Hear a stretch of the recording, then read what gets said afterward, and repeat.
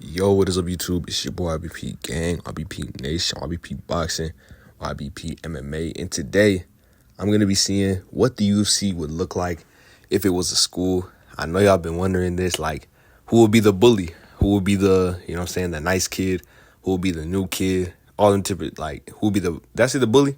Who would be the, what else? Who the class clown? Who would be roasting everybody? So I made it into a little video. I'm going to be putting pictures up, just make it kind of cool. This is my first video since getting the new logo. I know y'all seen YBP MMA, made by Wackos. Deezen, I think it is, on Twitter. Shout out to him, W guy, W person.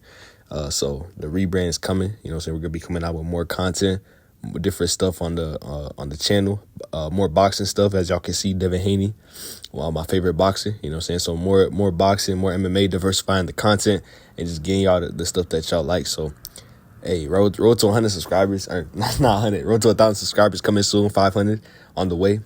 And yeah, let's just get right into the video. First one I got is the teacher's pet. I think we all know who it is. You could give a couple of different names, but it's got to be Sugar Sean O'Malley. I call him teacher's pet because at the end of the day, it begins, first of all, gifted a lot. You could go with like Paddy Pimblett or some other guy that, or Joe Pyfer, some other people that Dana has in his high graces. But it seems if you watch that Fight Inc. documentary, you watch some of the promotional content that they had, they gave him a watch sponsorship. He got the Yan fight, which was completely out of nowhere. Felt kind of undeserved, felt like a mismatch. Then it felt like he got gifted the decision. Whether Dana had anything to do with that, probably not, but he just been in the good graces of the UFC. Then they're forcing Aljo into a fight with Sean, early, so they really wanted him to get that belt. I think, it ended up playing out Aljo's terms, so he was able to negotiate that, push it back a little bit, but then Sugar gets the belt. And his first defense is against an unworthy contender. Merab was always there, and basically Cheeto gets it, very undeserving. I thought the fight with Pedro Munoz just didn't deserve it at all. I thought he lost that fight, bad performance, but they had history. They knew it was going to sell on pay-per-view, and boom, it was a very boxing-like title shot. You usually don't see that in the UFC. It's usually like the next guy up, but, they saw the potential. So they've been moving him very correctly. They even brought, I'll put a picture of it. They put Sugar at the Tom Brady roast. He was right there with him, with Max Holloway. So that just shows, he ain't bring Aljo. He ain't promote Aljo like that. Aljo's one of my favorite fighters, and he didn't really get the respect that he deserved, kind of like a guy like Tyron Woodley. So you could just see it, man. O'Malley, Dana White loves him. Dana White the principal, Dana White the teacher, and he loves Sugar Sean O'Malley. So that's teacher's pet. You know what I'm saying? Next one, we have Nice Kid. I got Wonder Boy. Wonder Boy is one of the nicest people in the UFC roster. Any interaction that you had with him, the thing that solidified it for me was the interaction that he had with Colby Covington, where Colby Covington was calling him a pedophile. He was like, oh, like you get kids into your van and you be doing some weird stuff with them. And he just like brushed him off. Like he just smiled at him and went on about his day at the press conference. So that solidified it for me. Like, I'm like, if someone's saying such outlandish stuff to you, man, like, a normal person would just, I don't want to say normal because he carries himself with class and respect. That's something that I aspire to be like, something that I think a lot of people should look at and be like, that's what I want to be like when I grow up, or how I want to conduct myself as a grown man. I think a lot of people in the UFC, and just going on in life, like maybe they don't, they're so quick to, they're fighters at the end of the day, so they, they want to start a scuffle, they want to, but Wonder Boy's a breath of fresh air for sure. So that interaction just solidified it for me. The way he moves around, the way he's, talking to people, not too much trash talk. Just a very, very nice guy, nice, respectful person. So, yeah, he's got to be the nice kid. Like, you just walked into school, he's asking you your name, he's leading you to the lunchroom, telling you all the teachers' names. That's Wonder Boy, bro. He's a very great person, from what I can tell. And then the rich kid, number 3, I got is Conor McGregor. Conor McGregor, he could have been a lot of things on this list. You could have had him as the best roaster. You could have had him as the maybe class clown. You could have had him as like teacher's pet at some point, but I went with the rich kid because that's the stage of the career that he's at right now. He's not necessarily like the class clown that we've seen him. He had a potential to maybe gain that spot, but the press conference got canceled. Now he's just sitting on his riches. A rich kid, I feel like they don't really got to go to school. Like they'll be all right either way. You know what I mean? So that's kind of where Conor's at right now. If he wants to fight, he can do it. If he doesn't want to fight, he don't got to do it. You know what I'm saying? He's living on his own terms. He's his own boss, his own man. And that's the rich kid, man. Like, rich kid, cool guy. But everyone knows, man, like, if he's not at school, bro, he's fine. He doesn't have to have good grades. Maybe he's just messing around in class. Maybe he's just, goofing off, not taking it seriously. That's kind of where Conor is. Obviously he had that broken toe. There's a lot of guys in other positions who would have still continued with the fight. You look at a guy like Alex Pereira, fights at UFC 300, steps in on short notice with 2 broken toes. Or was it one, and then he had a broken toe, and then he broke another toe, and then he's stepping in again to save this car. So that just goes to show, man, like that's rich kid tendencies right there. So 100%, that's Conor. And then number 4, I got Jon Jones for troublemaker. Like, he's just always in trouble. Jon Jones, I feel like he has like revitalized.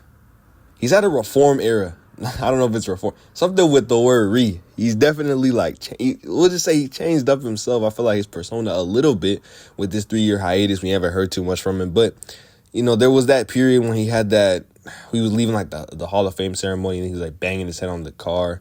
And then he had this little run-in with this USADA where he was threatening him to kill them. It just seems like no matter what happens, like as far as he goes into his career, like the same Jon Jones, you'll see sparks of it. So you can only hide from the truth. Always, finds a way to shine. You know what I'm saying? Like, or what happens in the dark always finds a way to shine. That's the saying right there. So all the stuff that he's doing, how he's treating people, he's kind of starting to show out. So Jon Jones, man, he's a troublemaker, man. I mean, not so much now, but you're seeing sparks of it too, and I think it still holds true to this day. Jon Jones, he has to hold that list for sure, hold that spot. And then number 5, I got class clown. That's Derek Lewis for sure. Derek Lewis. I mean, there's a lot of people who could hold that. Even Merab. Merab has become a kind of a class clown, kind of a guy that people they're fond of, his social media, all that type of stuff. But I gotta go with Derek Lewis just because, like, he's always doing something funny. I feel like the way he talks, he's just a normal guy. He's kind of just being himself. There's some class clowns who are just like they're trying to do too much, but he's just himself. I think the best class clown, the best guy who's making people laugh is just someone who's just being himself, and he's just genuinely being himself. That moment where he was like in the interview with Joe Rogan, he's like, "My balls is hot." Like, that's just a genuine moment. Like, he's just telling you how it is. He's not trying. He's not putting on a persona. He's just being himself. So that's why I say he's the perfect class clown. For number 6, I got Volkanovski as the smartest. Pretty self-explanatory, man. You could have gone with a lot of people. You could have gone with Jones, but he already had the troublemaker spot. You could have gone with Izzy. I think Izzy's a very good fighter. But I think Volk, the people around him, the people who help him with these fights, people who, create the game plans. I mean, they did a beautiful job with Islam Makhachev. I think Volk, you put him like full camp, he can beat the likes of anybody, really. I think he'd be a really good coach, like after post-career. Obviously, the Topuria fight went the way it did, but he was outstriking him for the duration until he got knocked out, And I thought the Islam fight was the best because, he showed a really good game plan, went out there, stuff to takedowns. And for the most part, for a guy moving up a weight class, just carried himself really well. And he's just a very well-spoken guy. I like his YouTube channel, his breakdowns. You could just sense the IQ on him and, just see how much he's learned and improved, throughout his career. So, credit that to him as well, and credit that to the people around him that's working with him, getting him ready for the fight. So, all that. Next guy I got for number 7 is a nerd. I'd say Whitaker. This was kind of just like a personal pick. Honestly, I didn't really know what I was going to go with. And then I seen the interview for Whitaker Aliskerov with Shaq MMA. Shout out to Shaq MMA. And he was talking about, like, asking Whitaker about his favorite anime and the video games that he plays. And there's a lot of, I think, actually for nerd, you could go with Izzy. But I feel like Izzy's kind of like, I don't know. Izzy's kind of, I don't know if he's necessarily a nerd. The guy's kind of a weirdo. But Whitaker seems like a cool nerd. You know what I mean? Like, so, I don't know. But also Izzy has a cool side to him. I don't know. Izzy just, to me, didn't fit the mold of a nerd. I don't know. Because, Izzy also is, he loves his anime, loves stuff like that. But Whitaker, as much as he loves his anime, he was talking about he's big on the games. He loves, I forgot what game he was playing. I think he's talking about, like, Elden Ring, some current stuff, too. So, and he said, like, as soon as he gets back from after the fight, like he's gonna get back on the game and watch the animes and stuff. So Izzy too. You could put him in that nerd category too. But I feel like Whitaker fit that mold a little bit. That's kind of just like a personal pick, just what I've seen from the interview. You could put a guy like Max Holloway there. There's a bunch of like nerdy guys in the UFC, but I saw Whitaker and it made a lot of sense to me. So that's what I went with. Let's see. Gets all the girls for number 8. Okay, this is kind of crazy, but it's gotta be Ilia Topuria, bro. It's gotta be Ilia Topuria. You know what I'm saying? Like, I don't know. Objectively, like, come on. He's not a bad looking person. You know what I'm saying? So, and it just seemed like I feel like there's a lot of like girls that gravitate towards him. I feel like he just has that aura around him. But you even got accounts, bro. I seen an account called Topuria's Rose. It just seemed like, I don't know. Topuria just seemed like he would, if we was in like college, like he would just be getting all the girls, despite his height. You know what I'm saying? I feel like he has that Conor aura to him. He's undefeated, beat every person that he's went up against. He's from Spain. I mean, come on, bro. Like Topuria got all that, man. So I gotta say, I think he gets all the girls, man. I think so. And then to contrast that, number 9, we have the school bop. We have Tracy Cortez. And the only reason I say this, honestly, it's almost like a compliment. I think, in my personal opinion, YouTube, don't demonetize me. But, I think Tracy Cortez is the most attractive woman in the UFC. Mackenzie Dern, there's some people who are, maybe competing with her, but I think Tracy Cortez is so I don't mean this in a mean way, but also, too, they had that little situation with Brian Ortega and all that. Honestly, for the most part, I don't even think she carries herself like a bop. I mean, there's people in the UFC who have like OnlyFans accounts. So honestly, this is just like my universe, my UFC school. I feel like Tracy Cortez, she be posting some stuff. She had that one TikTok where it was like, actually, I ain't even gonna get into that, but I don't know. She's a big name, because I couldn't put. I'm trying to think of like big names in women's MMA and then like bop that would fit that more of a bop. I don't think Shevchenko's about her business. Like, Grasso's about her business. Zhang Wei Li, Nunes is retired. Kayla Harrison. These are like, no, it just doesn't work. I don't know. I feel like Cortez, she got both. Like, she can fight you, but she also got a pretty side to her. So, not that those girls don't, but I feel like they're much more like I don't know. Cortez, like, more new age. I feel like she's younger. She, like, more in tune with it. So, I feel like she just fit the mold of a school Bob, but I'm not disrespecting her. I mean that in the most respectful way. Like, she's a very attractive woman, and she knows how to advertise herself. You know what I mean?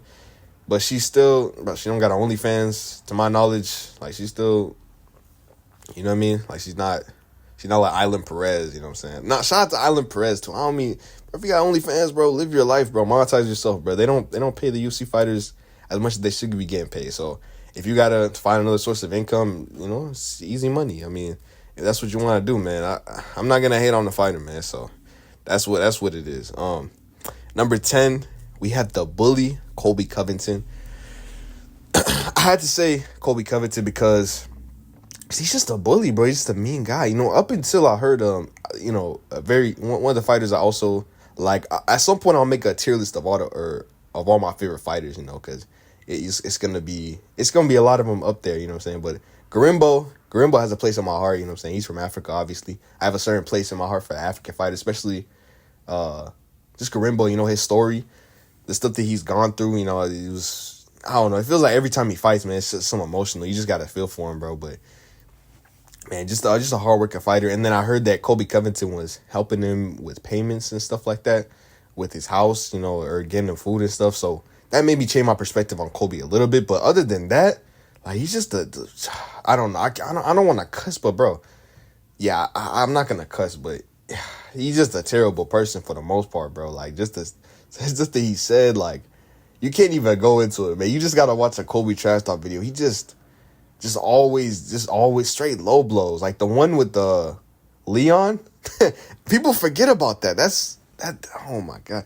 When he what did he say exactly? He said something about like, that's why your dad's in hell. Some to that extent. I'd have to rewatch the clip and put it up. But you go look up that video, the press conference for Leon and Colby, because Leon is a very calm mannered person. I think that's a big thing that bullies do. They get people out of their comfort zone, get people to act in a certain way that they usually wouldn't, push them out of their boundaries.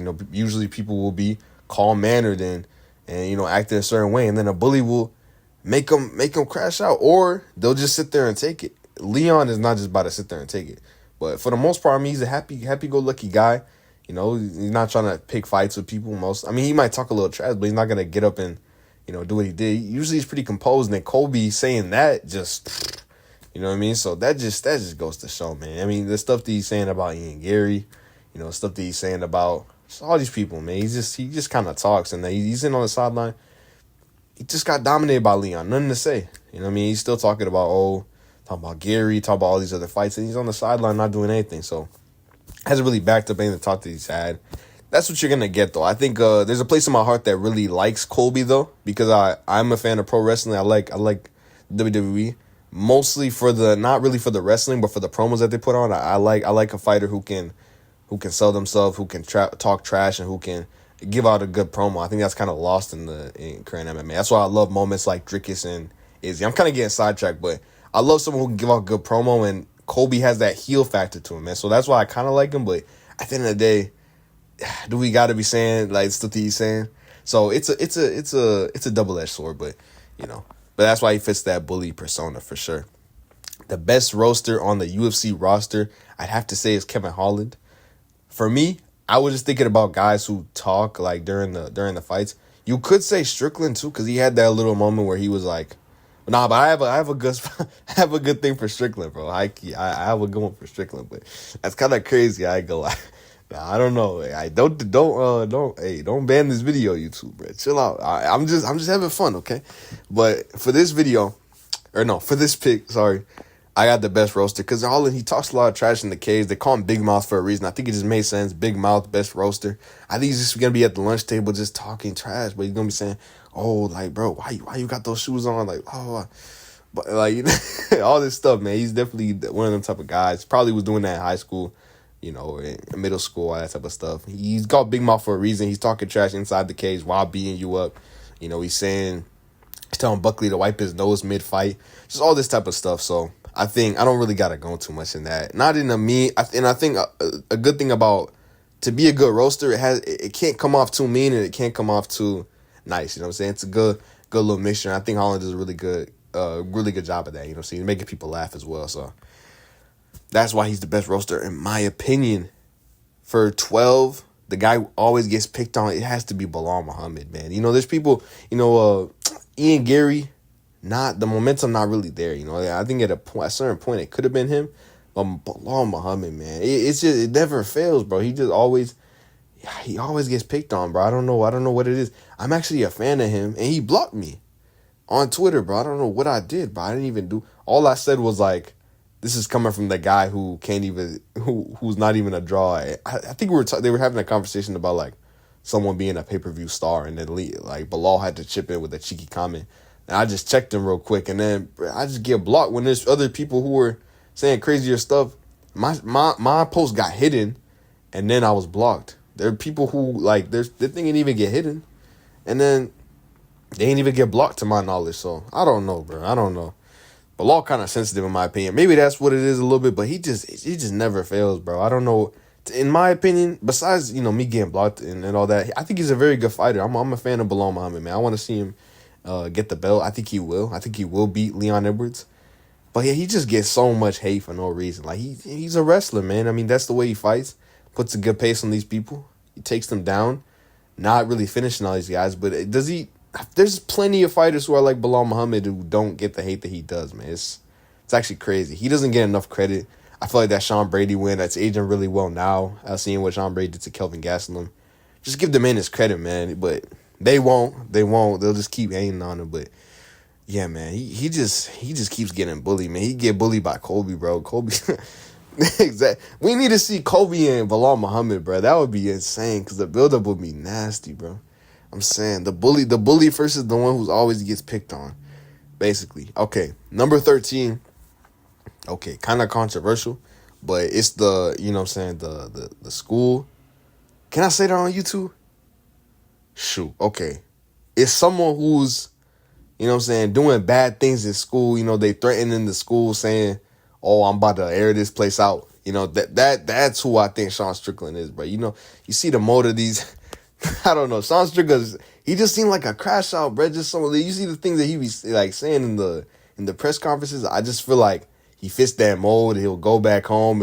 He'll get his little weapon and then pull up to school the next day. Bah, bah, bah, bah, bah. You know what I'm saying? Like that's what I think of Sean Strickland. Because he just moves so spontaneously, bro. Like the sparring, he's like, hit me, like come and kill me, like, and we just sparring. It's not even that crazy. So he just I think he has possession of the gun, so and stuff like that. But that's what I think. I don't know if y'all got the memo, but yeah, Sean Strickland, that guy, that's someone you don't want to be friends with. But no, you want to be friends with, so you don't end up in a situation like that. You know, you don't want to be on his bad side because he could end up, I don't even know, doing some spontaneous things, some heinous things, bro, some unpredictable things. So that's why I think that's Sean Strickland. And then number 14, one of my favorite fighters, Michael Venom Page. I have him as the new kid because, bro, he's the new kid. You know what I mean? The UFC coming out, having a great performance against Kevin Holland. A lot of people like him, you know, seeing his fights in Bellator. I think he was a big draw for people. That, you know, if they tuned in for a Bellator fight, they wanted to see Michael Page getting the knockout. So now he's coming in, transferring from Bellator to the UFC, new transfer student, and everyone loves him, man. You know, loves the trash talk, love his persona. Not the trash talk, sorry, but just love the way he carries himself in the ring. You know, talking a little bit in there. And, you know, getting people out of there. I think this weekend, I think he's going to knock out Ian Gary. I'll make a full video prediction on that fight, why I think he does. But yeah, man, he's a very good fighter. There's a lot of people who could have been the new transfer king on the block, but I think he has the name, he has the potential to be a star, and, you know, he has everything that I think a new signee, you know, needs to really break out in the UFC scene. So that's my new kid. That's all I really got for y'all today. Leave a like on the video, subscribe. Peace out, most. I already know what it is.